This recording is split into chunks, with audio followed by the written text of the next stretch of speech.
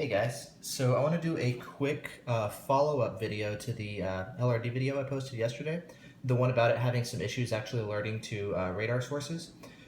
So after that, I did some testing with a couple different firmware versions, 1.23, 1.37, and 1.51, just testing a couple different versions, and they all had the same issue, so it doesn't seem like it's firmware related. I tried going down to lower versions and up to newer versions, back and forth.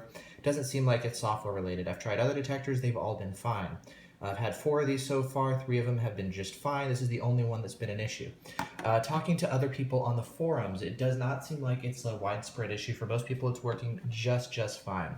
The detector's been out for about a year or so.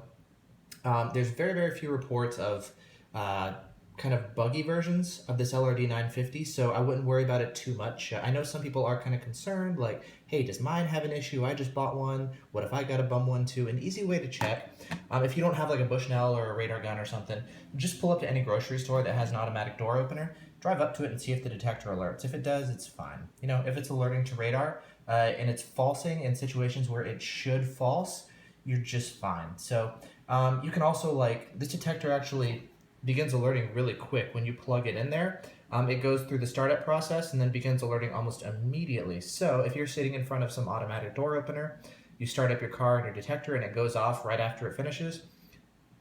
That's another way that you can test too. So it's really easy to do.